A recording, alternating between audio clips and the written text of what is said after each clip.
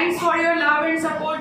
दोस्तों, आज के इस वीडियो में मैं नेक ऑफ द फीमर फ्रैक्चर को डिस्कस करने वाली हूँ कि नेक ऑफ द फीमर का फ्रैक्चर किस तरीके से होता है, कौन कौन से कारण हैं फ्रैक्चर होने के, कौन कौन से लक्षण हमें देखने के लिए मिलते हैं और कौन कौन से ट्रीटमेंट के तरीके हैं।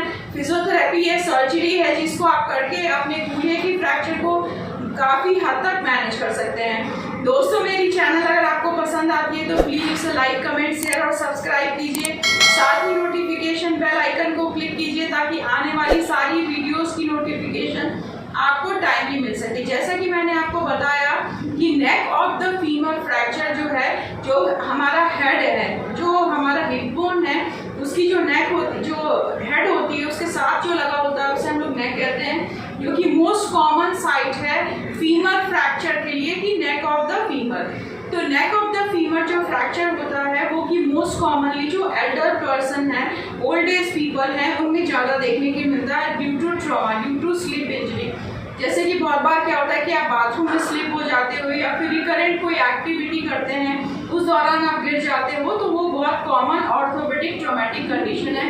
बट मोस्ट इम्पॉर्टेंट पार्ट जो हमें देखने के लिए मिलता है, अगर कोई ऐसा मरीज जो कि ड्रग्स एडिक्टेड है, लाइक अल्कोहलिक है या एंटी एपिलेप्टिक ड्रग ले रहा है, या फिर उनको कोई और न्यूट्रिशनल डिफिशियंसी है लाइक डायबिटीज़ है, या फिर आपका ऑस्टियोमलेशिया है, आर्थराइटिस है, जिसके कारण की बोन की वीकनेस है, वो भी अगर थोड़ी बहुत भी चोट लगती है, ट्रॉमा होता है, इंजरी होती है, तो उससे भी फ्रैक्चर होने के चांसेस होते हैं, जो कि मोस्ट कॉमन है। अब हमारे पास ये है कि जो फ्रैक्चर है वो हमारा दो तरीके का मोस्ट कॉमन है। First one is extra capsular और intra capsular neck of the femur fracture. Means जो कैप्सूल है, जो हमारा जो कैविटी है, अगर उसके अंदर हमारा कूल्हा होता है उसको इंट्रा कैप्सुलर कहते हैं, और जब कूल्हे से बाहर जाके फ्रैक्चर होती है उसको हम लोग एक्स्ट्रा कैप्सुलर कहते हैं। तो इस तरीके से जब फ्रैक्चर होता है, इंट्रा कैप्सुलर फ्रैक्चर में हमें एवीएन, जो कि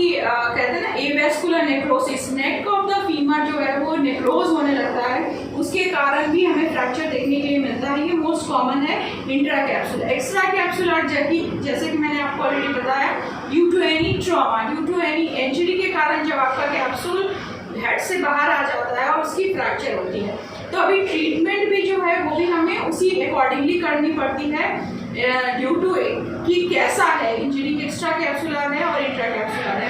अब हमें लक्षण कौन कौन से देखने के लिए मिलते हैं जब कूल्हे का फ्रैक्चर होता है, तो मरीज बियॉन्ड में इस अपने हिप बोन में पेन कंप्लेन करता है, हिप बोन बैक बोन में पेन होता है, जो अफेक्टेड लिम्ब है जो टूट जाता है वो शॉर्टनिंग होती है, अफेक्टेड हिप बोन में स्टिफनेस होता है, रेडनेस होती है, इरिथमा होता है, लैक ऑफ मूवमेंट होता है, वो पेशेंट वेट बेयर नहीं करता और सीवियर पेन होता है। तभी आपको ऑर्थोपेडिक के पास जाना है एंड देन आपको आगे का लाइन ऑफ ट्रीटमेंट प्लान करना है। जैसे कि मैंने आपको ऑलरेडी बताया कि जब सर्जरी हो गई है, जब फ्रैक्चर हो गया है, देन आप ऑर्थोपेडिक्स के पास जाते हो तो वो आपको प्लान करते हैं कि स्टेजेस वाइज ट्रीटमेंट प्लान करते हैं। स्टेज 1, स्टेज 2, जो कि हम लोग स्टेबल फ्रैक्चर कहते हैं, जब कूल्हा हमारा कैप्सूल जॉइंट के अंदर है, स्टेबल फ्रैक्चर है। एंड देन जब अनस्टेबल फ्रैक्चर है तब हमें इम्प्लांट, स्क्रूज की जरूरत पड़ती है।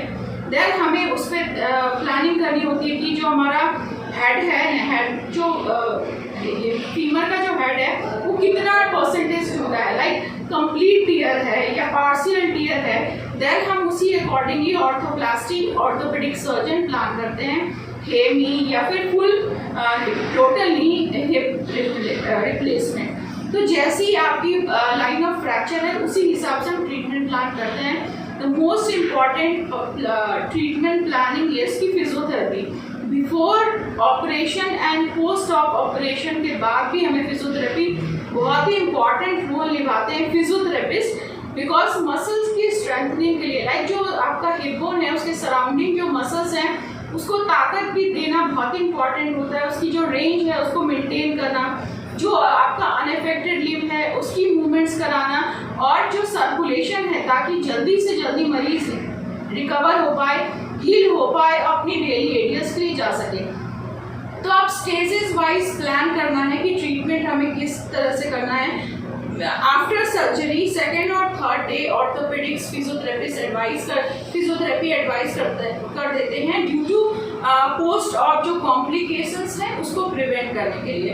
वेदर अगर आपका मरीज आईसीयू में है देन अभी भी आपको deep breathing exercises, gentle ankle toe movement और बेड साइड एक्सरसाइजेस करानी है, जो कि मरीज की एक्टिविटी के लिए, डेली एडियल्स के लिए बहुत ही इंपॉर्टेंट होता है। मैं आपको फिर से बता रही हूँ कि अगर आपकी हिप की सर्जरी हुई है then physiotherapy is most important part. अगर मतलब ड्यूरिंग सर्जरी और आफ्टर सर्जरी अगर आप फिजियोथेरेपी नहीं कराते हैं देन आपको सेकेंडरी कॉम्प्लिकेशन और ज़्यादा प्रॉब्लमेटिक होती है।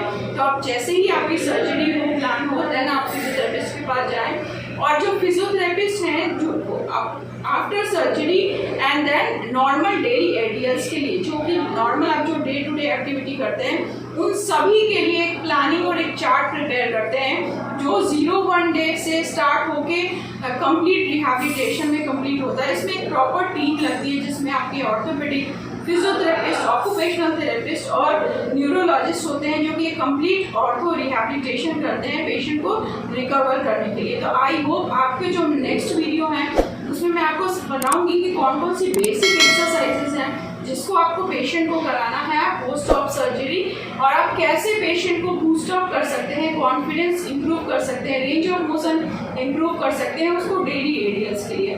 तो दोस्तों अगर मेरी वीडियोस आपको अच्छी लगती है तो प्लीज़ उसे लाइक, कमेंट, शेयर और सब्सक्राइब कीजिए। साथ ही नोटिफिकेशन बेल आइकन को क्लिक कीजिए ताकि आने वाली सारी वीडियोस की नोटिफिकेशन आपको टाइमली मिल सके। तो day to day planning physiotherapy में बहुत इंपॉर्टेंट होती है कि 0 to 7 डे हमें कौन कौन सी बेसिक और बेड एक्सरसाइजेस करानी है। देन हमें वेट बियर, पेशेंट को वजन देके अपने पैरों पे कैसे खड़ा होना है, खड़े होने के बाद गेट ट्रेनिंग कैसे हमें मरीज को चलाना है, और साथ में वॉकर का यूज़ करके हमें कैसे चलाना है, स्टेयर क्लाइंबिंग, सीढ़ियों पे कैसे चलाना है, और अपनी जो डे टू डे एक्टिविटी है वो किस तरीके से करना है। तो आई होप आप समझ पा रहे होंगे कि फिजियोथेरेपी कितना इम्पॉर्टेंट रोल निभाते हैं after surgery, after hip fracture. अगर दोस्तों मेरी वीडियोस आपको अच्छी लगती है तो प्लीज़ उसे लाइक, कमेंट, शेयर और सब्सक्राइब कीजिए। Thank you.